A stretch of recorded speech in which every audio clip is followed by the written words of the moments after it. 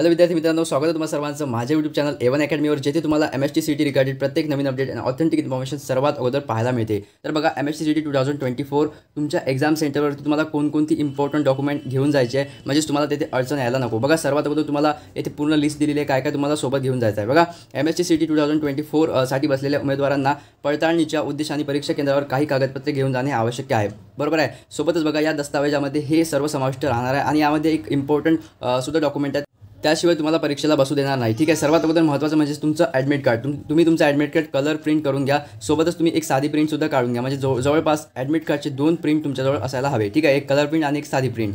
त्यानंतर बघा, एक वैध फोटो ID पुरावा, जसे की आधार कार्ड, पॅन कार्ड आणि मतदान कार्ड. सोबतच बघा, ओळखपत्र, ड्रायव्हिंग लायसन्स किंवा पासपोर्ट, या सर्व कागदपत्रापैकी जवळपास एक ID तुमच्याजवळ असणे गरजेचं आहे. ते पण म्हणजे पूर्ण जी ID आहे पूर्ण ओरिजिनल असायला हवी. आधार कार्ड आणि तुमचं नाव वगैरे आणि जन्मदिनांक त्यामध्ये व्यवस्थित असायला हवं. पॅन कार्ड जरी असलं तर पॅन कार्डवर तुमचं पूर्ण नाव पाहून घ्या आणि तारीख पाहून घ्या. ठीक आहे. तर हे सर्व तुम्हाला एक जो ID आहे हा ओरिजिनल ID तुम्हाला सोबत न्यावा लागेल. सोबतच बघा, 2 पासपोर्ट आकाराची तुम्हाला छायाचित्र, म्हणजे तुमचे फोटो नोंदणी दरम्यान, म्हणजे तुम्ही जो MST CETचा ॲप्लिकेशन फॉर्म फिलअप केला होता त्या दरम्यान जो फोटो तुम्ही वापरलेला आहे तो फोटो असणे गरजेचे आहे. ठीक आहे. तो फोटो जर तुमच्याकडे नसेल तर आता तुम्ही तो फोटो बनवून घ्या. ठीक आहे. नंतर बघा, PWD जे फिजिकली विकर असतात किंवा जे अपंग विद्यार्थी असतात, ठीक आहे, त्यांना काय करायचं, त्या उमेदवारांनी त्यांच्या अपंगत्वाचे मूळ प्रमाणपत्र सोबत असणे गरजेचे आहे. त्यांना सोबत घेऊन जायचे. ओरिजिनल सोबत असू द्या किंवा प्रिंटआउट जरी असले तर तुमचं चालून जाईल, कारण यांना थोडा जास्तीचा टाईम परीक्षेकरता दिला जातो. सोबतच बघा, मोस्ट इम्पॉर्टंट आहे की MST CET 2024 करता काही गाईडलाईन आहे. परीक्षा दिवस जो तुमचा एक्झाम डे आहे त्या दरम्यान मार्गदर्शक तत्त्वे तुम्हाला इथे दिलेली आहे आणि हे गाईडलाईन सर्वांना फॉलो करायचे. बघा, न्यू रूल्स 2024 हे सर्व एक वेळेस आपण वाचून घेऊया, खूपच इम्पॉर्टंट आहे.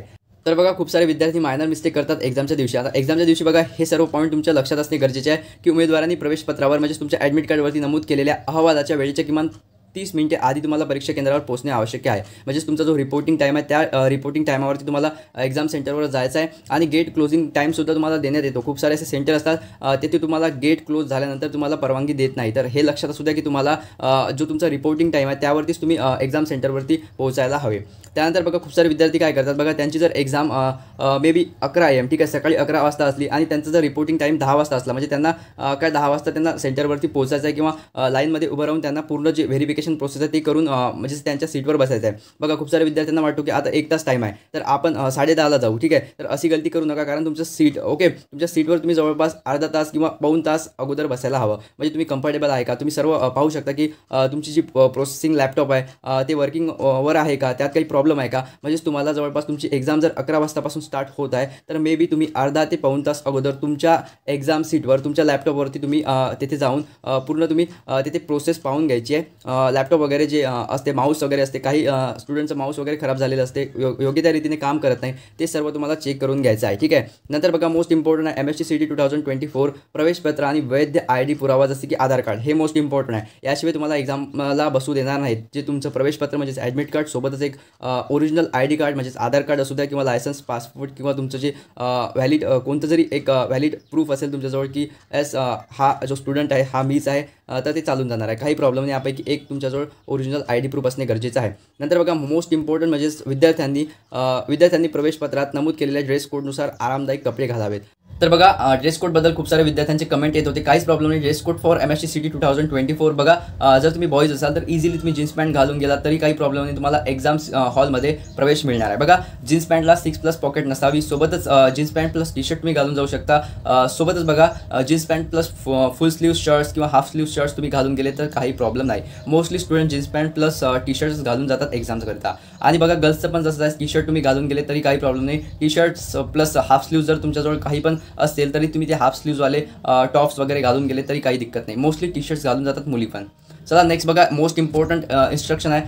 बघा, उमेदवाराने कोणते इलेक्ट्रॉनिक गॅजेट, बघा तुम्हाला तिथे पूर्ण जे ओव्हरऑल व्हेरिफिकेशन होणार आहे, सोबतच तुमची चेकिंगसुद्धा होते. त्यामध्ये काही electronic gadget, calculator, mobile phone किंवा इतर कोणत्याही प्रतिबंधित वस्तू तुम्हाला परीक्षा केंद्रावर नेण्याची परवानगी नसते. बघा, तुम्हाला तिथे म्हणजे फुल सिक्युरिटी असते, काही प्रॉब्लेम नाही. जर तुम्ही बॅग सोबत नेली, खूप साऱ्या विद्यार्थ्यांचे पॅरेंट्स सोबत जातात, बट काही विद्यार्थ्यांचे पॅरेंट्स सोबत जात नाही, तर काही प्रॉब्लेम नाही. तुमची जी स्कूल बॅग असते ते तुम्ही फुल सिक्युरिटीमध्ये ठेवू शकता. ठीक आहे. तेथे पूर्ण सिक्युरिटी असते, काहीच प्रॉब्लेम नाही. बॅग तुम्ही कॅरी करा, स्कूल बॅग कॅरी करा. सोबतच त्यामध्ये तुमचा मोबाईल फोन, अदर काही गॅजेट्स, तुमची वॉच असेल, ठीक आहे, ब्रेसलेट वगैरे सर्व तुम्ही त्यामध्ये ठेवून ते सिक्युरिटीच्या अंडरमध्ये तुम्ही ठेवू शकता, काहीच प्रॉब्लेम नाही.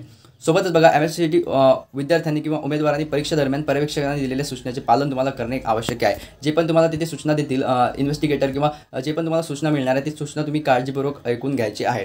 बघा अर्जदार खडबडीत काम आणि गणनासाठी किंवा कॅल्क्युलेशनसाठी प्रदान केलेल्या रफ शीटचा वापर करू शकतात. तुम्हाला रफ शीट तेथेच मिळणार आहे. पेन पेन्सिल सोबत नेऊ नका. हा एक ट्रान्सपरंट वॉटर बॉटल तुमच्या सोबत असू द्या.